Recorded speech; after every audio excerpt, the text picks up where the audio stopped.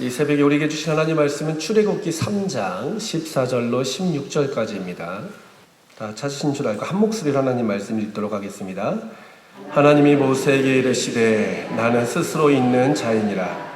또 이르시되 너는 이스라엘 자손에게 이같이 이르기를 스스로 있는 자가 나를 너희에게 보내셨다 하라. 하나님이 또 모세에게 이르시되 너는 이스라엘 자손에게 이같이 이르기를 너희 조상의 하나님 여호와 곧 아브라함의 하나님, 이삭의 하나님, 야곱의 하나님께서 나를 너희에게 보내셨다 하라. 이는 나의 영원한 이름이요 대대로 기억할 나의 칭호니라. 너는 가서 이스라엘의 장로들을 모으고 그들에게 이르기를 여호와 너희 조상의 하나님 곧 아브라함과 이삭과 야곱의 하나님이 내게 나타나 이르시되 내가 너희를 돌보아 너희가 애굽에서 당한 일을 확실히 보았노라. 아멘. 우리는 누군가에 의해서 신앙을 배웠습니다. 신앙생활을 혼자 하신 분들은 없겠죠. 부모님에 의해서 신앙이란 무엇인가, 혹은 형제에 의해서, 또 교회 선생님에 의해서, 또 목사님들에 의해서, 아니면 장로님, 또 권사님, 집사님들에 의해서 우리는 신앙이 무엇인지 배웠습니다. 누군가 나에게 전한 사람이 있기 때문에 내가 오늘 이 자리에 앉아 있다는 의미겠죠. 우리가 지금 우리 교회가 소속되어 있는 그 교단 대한예수교 장로회 통합측을 봐도 이 장로교가 우리나라에서 생긴 것이 아니라 미국의 북장로교 출신이었던 언더우드라는 사람에 의해서 이제 한국에 복음이 전파되었고, 또 미국의 북장로교회는 영국의 스코틀랜드 존 녹스라는 사람의 그런 신앙을 따르는 사람들에 의해서 또 미국의 북장로교회가 이제 세워지게 되었고, 또 존 녹스는 이제 또 올라가 보면 여러분 잘 아시는 존 칼빈이라는 사람에 의해서 또 신앙이 무엇인지 배우게 되었고, 또 존 칼빈이라는 사람은 기온 파렐이라는 사람에 의해서 또 신앙이 무엇인지 배웠고, 쭉쭉쭉 해서 올라가게 되겠죠. 그러니까 신앙은 누군가에게 있어서 배웠기 때문에 나도 가르칠 수 있는 사명, 또 그 자격이 주어진다고 생각됩니다. 근데 신앙교육이 참 어려운 것 같습니다. 내가 배운 그대로 나의 믿음의 후배들에게 전해져야 될 텐데 신앙을 배운 것만큼 가르치기란 쉽지 않은 것 같습니다. 가르치는 것뿐만 아니라 우리가 신앙을 보여주는 것은 더 힘들겠죠. 우리의 믿음의 선배들이 보여줬던 신앙의 모습이 우리 가운데 있는가? 우리 돌이켜보면 그렇지 못한 부분이 참으로 많은 것 같습니다. 물론 가르치는 것은 뭐 말로 하는 것이기 때문에 어느 정도 우리가 이어갈 수 있다라고 생각하지만요, 우리 믿음의 선배들이 보여줬던 그 신앙의 철저함, 또 그 신앙의 고상함을 우리가 후배들에게 보여준다는 것은 쉽지 않은 것 같습니다. 2013년 4월 28일에 영국의 썬덜랜드라는 곳에서 세계적인 마라톤 대회가 있었습니다. 한 5,000명 가까이 참석하는 그런 마라톤 대회였습니다. 여러분 마라톤 아시지요? 42.195를 이제 시작과 함께 달리는 것 아니겠습니까? 이 5,000명 가까운 그런 세계적인 선수들이 다 참석한 큰 메이저 마라톤 대회였는데요, 한 명을 제외하고 5,000명 모두가 실격 처리당하는 그런 사상 초유의 그런 사건이 발생되게 됩니다.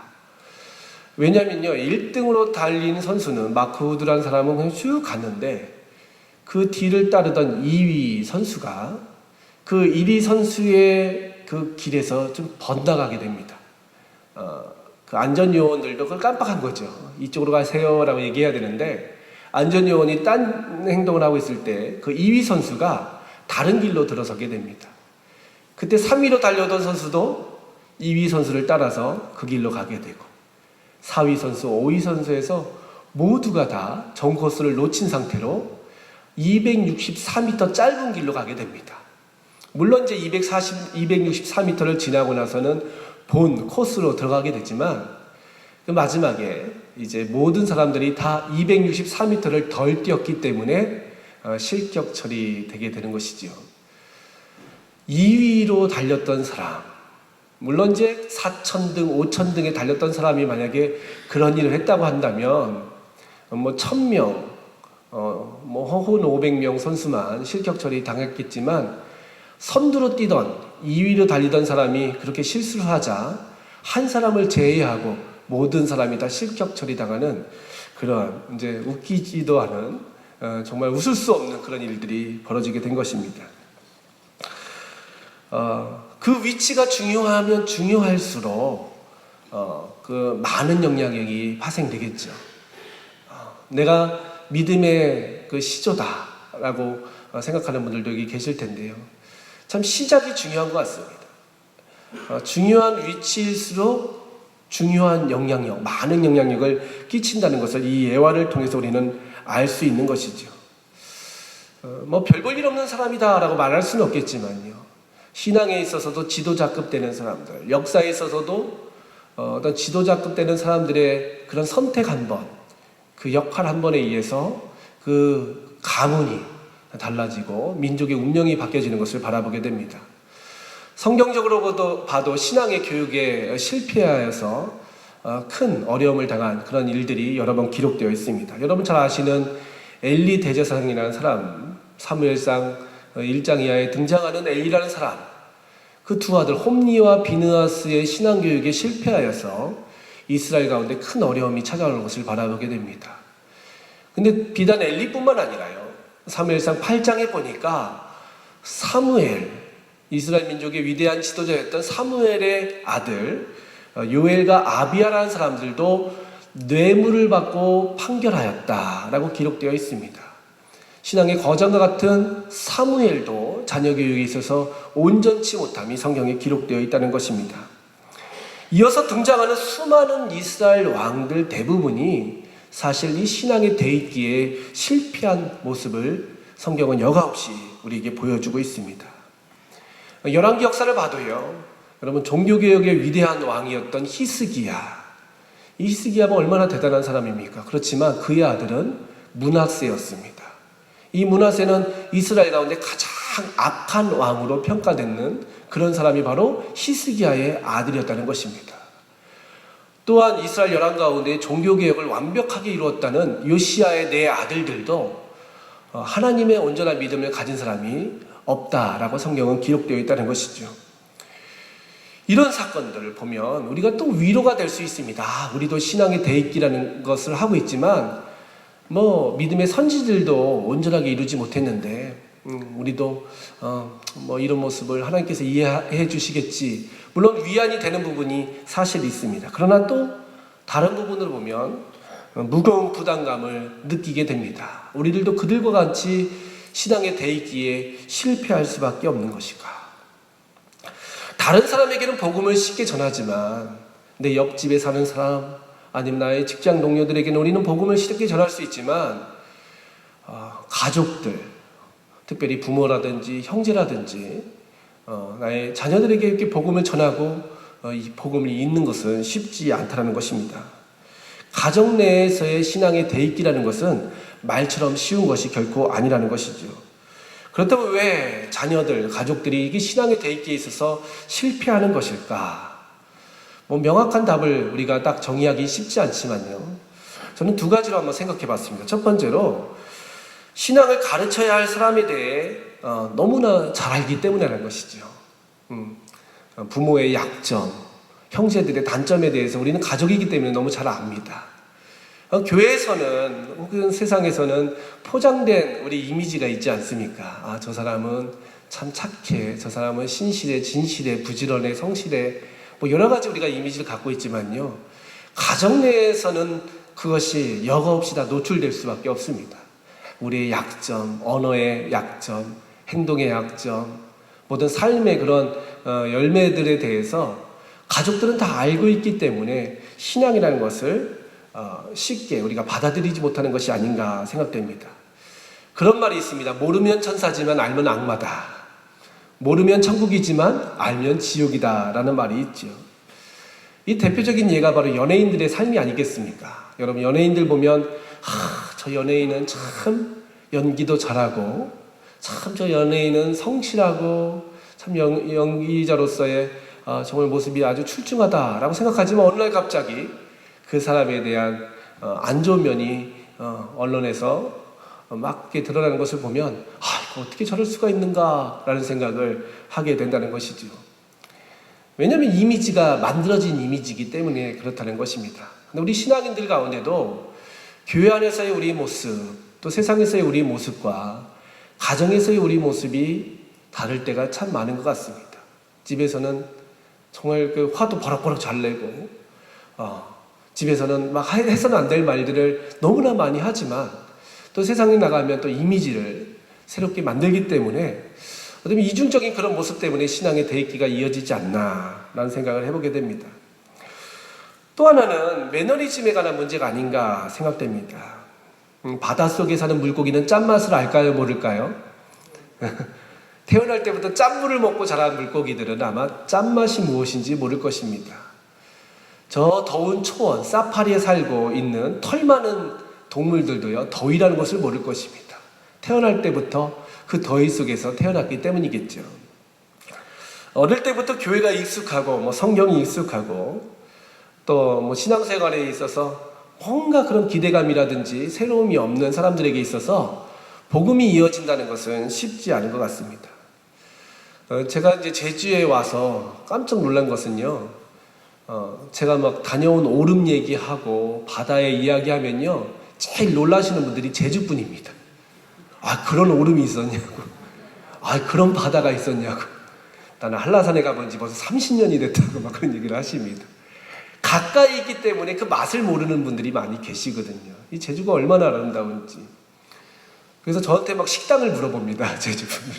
목사님, 어느 식당이 맛있냐고, 어느 카페가 분위기가 좋냐고 물어보시는 분들이 많은데, 육지에 계시던 분들이 아니라 제주 토박이 분들이 많이 물어보시는 걸 바라보게 됩니다. 사실 저도 속초에 4년 동안 살았지만요, 속초에서 한라산은 딱 한 번, 설악산은 딱 한 번 가봤습니다. 언제든지 갈 수 있기 때문에 또 매일마다 보는 그 설악산이기 때문에 감탄도 없고 또 거기에 대한 기대감도 이제 없게 되는 것이죠. 제가 신학교를 처음 입학했을 때 깜짝 놀란 적이 있습니다. 저는 저희 이제 어머니 아버지가 신앙의 일대고 어머니 아버지도 연세가 드셔서 이제 신앙생활을 하셨거든요. 그렇기 때문에 제가 목회자가 된다는 것은 저희 가문에 있어서 최초입니다. 그리고 또 저희 삼촌이라도 누구도 신앙생활 하지 않고, 먼 친척은 하긴 하지만요, 저희 주변에 사촌간 혹은 육촌간에 있어서 신앙생활 하는 사람은 없었습니다. 그래서 제가 이제 신학교에 갈 때만 해도 막 가족들이 기대감이 있고 저도 내가 정말 신앙의 대를 잘 세워야겠다라는 마음이 있었습니다. 신학교에 딱 들어가 보니까요, 제가 입학했을 당시에 저희 동기들, 저희 친구들 가운데 정말 대단한 사람들이 많더라고요. 이런 말이 어울리진 않겠지만 저는 신앙의 흙수저라면 그 사람들은 신앙의 금수저 같은 분들이었어요. 한 친구는요, 서울에 말만 하면 다 아는 교회의 담임 목사 아들이었습니다. 예. 막 수천 명 모이는 그 교회의 목사님 아들이 바로 저랑 같이 공부하는 거예요. 그래서 야, 너 정말 대단하다. 근데 그 친구들하고 이제 수업을 마치고 첫날 같이 학교에서 내려오는 길이었습니다. 근데 제가 너무나 놀랐습니다. 왜냐하면 그 큰 교회 담임 목사님 아들이 갑자기 담배를 피는 겁니다. 깜짝 놀랐습니다. 이제 말은 안 하겠습니다. 그들이 입에 담지 못할 그런 말들을 막 하는 거예요. 내가 이 학교를 오지 말았어야 된다는 거죠. 근데 아버지 때문에 억지로 다녔다고 막. 물론 지금은 삶이 많이 바뀌어서 잘 살고 있는데요. 너무 놀랐습니다. 그렇게 큰 교회 담임 목사님 아들이며 정말 뒤에서 후광이 나오고 입에서 예수님의 성품, 예수님의 그러한 사역에 관한 이야기들이 나올 줄 알았는데 너무 거친 말이 나오고 행동도 전혀 덕스럽지 못한 거예요. 그래서 내가 생각했던 모습은 아니었구나라는 것을 깨닫게 되었습니다. 이렇듯 우리가 사실 신앙의 대입기를 노력하고 우리가 소원하지만요, 그것이 쉬운 것은 아니라는 것입니다. 저도 아이들을 여러 명 키우다 보니까 이런 것이 가장 큰 기도 제목입니다. 그러면 과연 우리가 어떻게 해야지 신앙의 대입기를 그래도 최선을 다해서 이어갈 수 있을까? 완벽한 신앙의 대입기를 하기에는 우리가 부족하지만, 하나님의 은혜가 절대적이지만, 그럼에도 불구하고 우리가 나의 자녀들에게, 나의 가족들에게 어떻게 신앙의 대입기를 이어갈 수 있을까에 대해서 잠시 말씀을 통해서 우리 나누고자 합니다. 오늘 본문 말씀, 우리가 읽었던 말씀은 이스라엘 백성들이 애굽에서 노예 생활했을 때에 하나님께서는 모세를 통해서 다시 한번 구원의 새로운 역사를 이어가고 계신 장면이 기록되어 있습니다. 애굽에서 400년 동안을 살아가면서 그들에게 있어서 신앙의 대입기는 더 이상 의미도 없고 아무 열매도 없었습니다. 이스라엘 백성이라는 명맥만 유지할 뿐 애굽에서 이스라엘 백성들의 모습은 실로 참담했다는 것입니다. 그러나 하나님은 이 대가 끊어진 신앙의 공동체 가운데에 모세를 통해서 다시 한번 놀라운 구원의 역사, 신앙의 대입기를 이어가고 계신 것을 바라보게 됩니다. 하나님께서는 모세를 호렙산에 불러서 이스라엘 백성들을 구원하라. 단지 그들을 애굽에서 가나안 땅으로 장소를 옮겨놔라 라는 것이 아니라 하나님의 거룩한 백성으로 신앙 공동체로 새로 세우기를 원하셨다는 것입니다. 그 가운데 주님께서 모세에게 해주셨던 말씀이 바로 오늘 말씀인데, 하나님을 잃어버린 백성, 하나님과 상관없는 삶을 살고 있는 그 백성들을 향하여 하나님께서는 모세를 통해서 무엇을 가르치라 라고 말씀하시냐면 두 가지 정도로 요약할 수 있는데, 첫 번째, 하나님에 대해서 가르쳐라 라고 말씀하고 있습니다. 우리는 자녀들에게, 우리 가족들에게 하나님에 관한 것은 많이 말합니다. 교회를 다녀라, 일찍 들어와라, 술 먹지 마라, 또 성경 읽어라 라고 하나님에 관한 것들은 많이 얘기하지만 하나님에 대한 이야기는 얼마나 했는가라는 것을 되짚어보게 된다는 것입니다. 하나님께서 모세를 통하여 너는 이스라엘 백성들에게 이르기를 스스로 있는 자가 나를 너희에게 보내셨다 하라. 스스로 있는 자가 하나님에 대한 정체성에 대해서 말씀해 주시고 계신다는 것이죠. 스스로 있는 자, I'm that I am, I'm who I am, 이것은 바로 여호와라는 뜻입니다. 결국 모세를 통해서 하나님이 이스라엘 백성들에게 가르치기 원하셨던 것은 하나님 자신이었습니다. 전능하신 하나님, 영원하신 하나님, 무소부지하신 그 하나님에 대해서 모세를 통해서 이스라엘 백성들에게 외치기를 원하셨다는 것입니다. 여러분, 하나님은 전능하십니다. 위대하십니다. 영원하십니다. 근데 사실 우리의 삶 가운데 하나님에 대한 것을 가르치기란 쉽지 않습니다. 왜냐하면 우리는 영원한 존재가 아니기 때문에, 이 땅 가운데 완전한 전능을 경험할 수 없기 때문에 하나님에 대해서 가르쳐야 됨에도 불구하고 우리는 하나님에 대해서 가르치기란 쉽지 않습니다. 이 부분에 대해서 존 칼빈이라는 사람은 이렇게 얘기합니다. 하나님의 전능하심, 하나님의 영원하심은 결국 우리의 무지함과 우리의 유한함에 관한 지식과 동일하다라고 말하고 있습니다. 그러니까 하나님의 영원하심, 하나님의 전능하심을 가르치는 것이 어렵다면 우리의 무지함, 우리의 유한함을 가르치는 것도 하나님의 전능하심과 하나님의 영원하심을 가르치는 지식과 동일하다는 것입니다.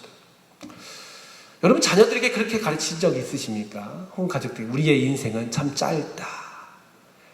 하나님은 영원하시지만 우리의 인생은 참 짧다라는 것입니다.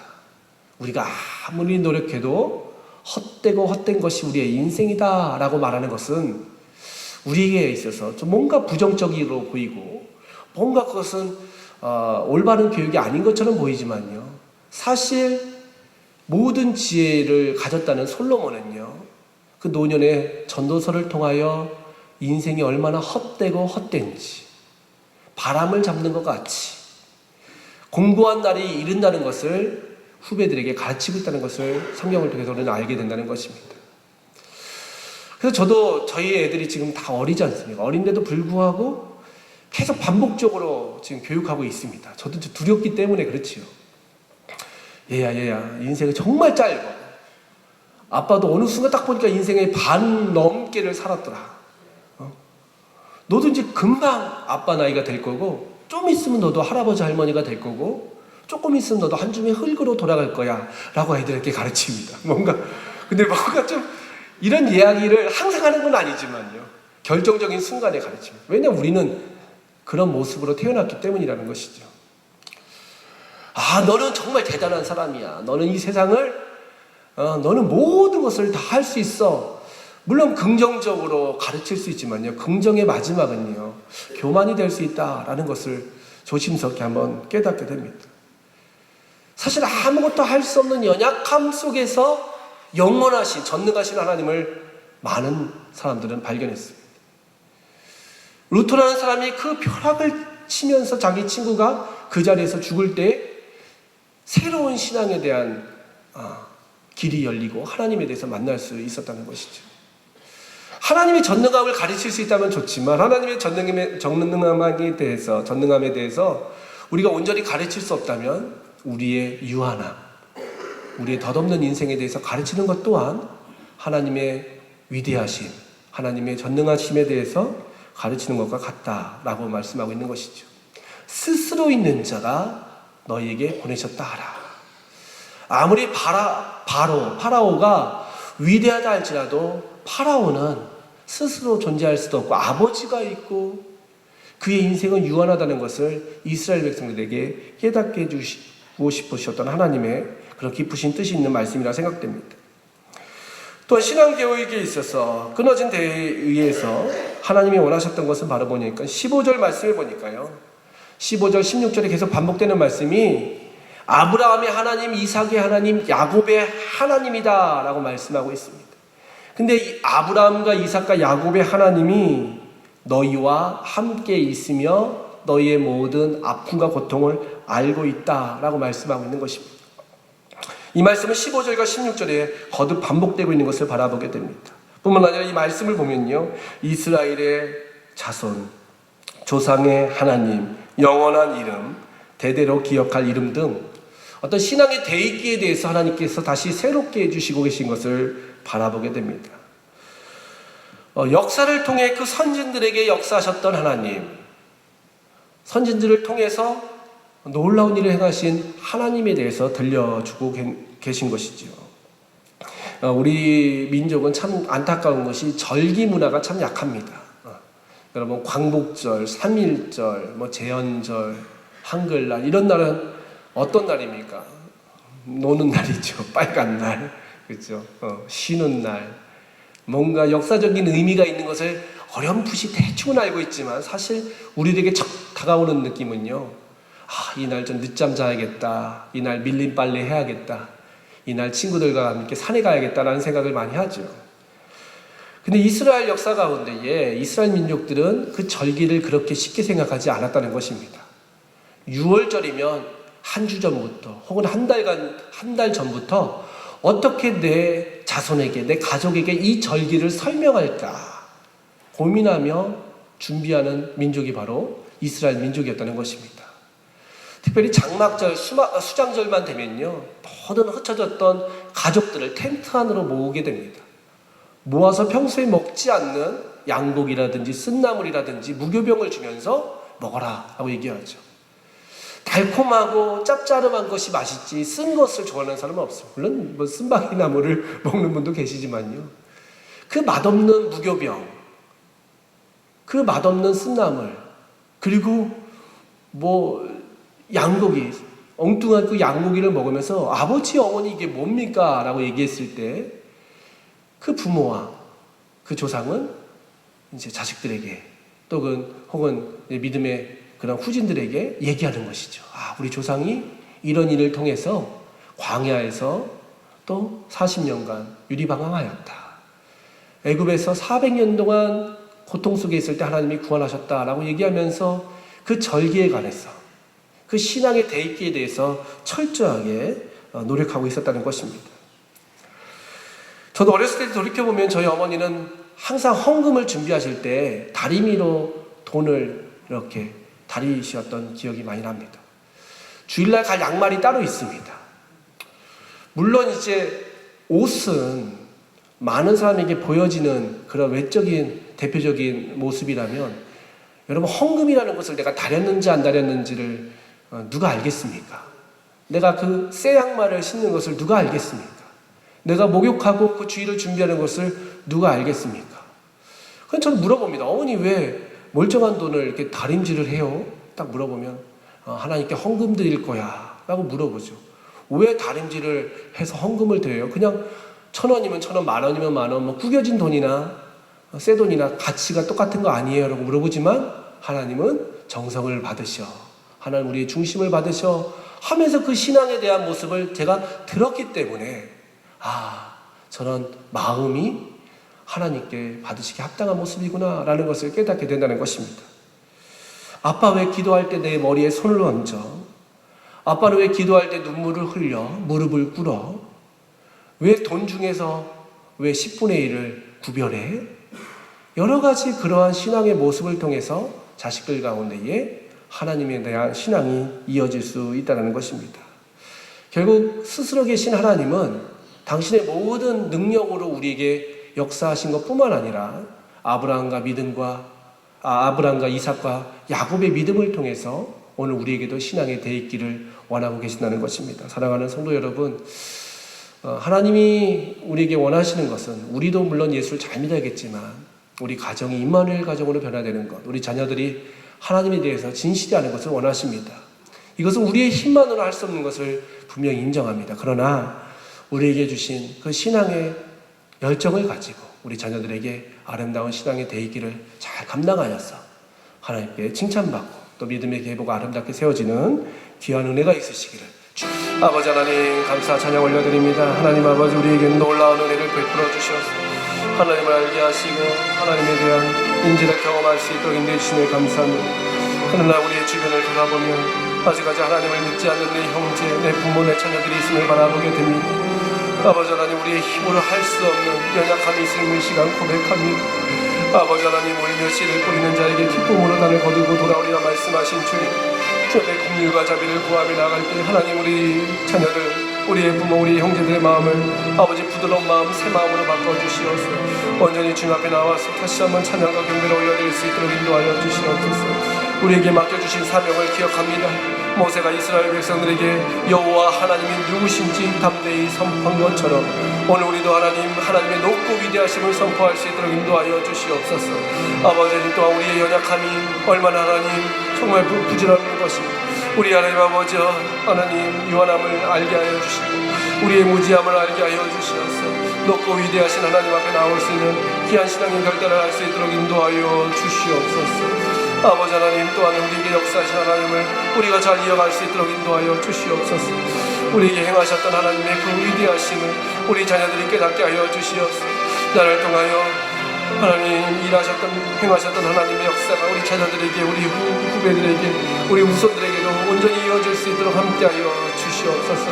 아버지 하나님 우리의 생각은 너무나 어리석고 부족하고 하나님께서 역사하여 주시옵소서. 우리의 생각보다 더 크신 하나님의 구원의 역사를 우리 가운데 나타내 주시옵소서. 아버지 하나님 믿음의 계보가 잘 세워질 수 있도록 인도하여 주시옵소서. 아버지 하나님 우리의 힘으로 할 수 없음을 고백합니다. 수많은 믿음의 하나님 조상들이 자녀 하나님의 신앙에 대입해 실패한 것을 바라보게 됩니다.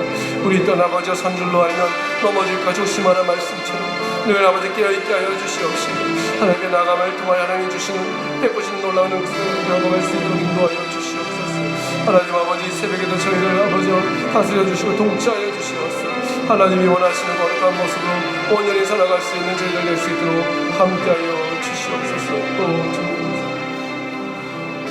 은혜와 사랑의 하나님 감사합니다. 저에게 구원의 기쁜 소식을 알게 하여 주시오. 주님 전에 나와서 예배하고 찬양하며 하나님을 경외할 수 있는 귀한 은혜 허락하여 주시네 감사합니다.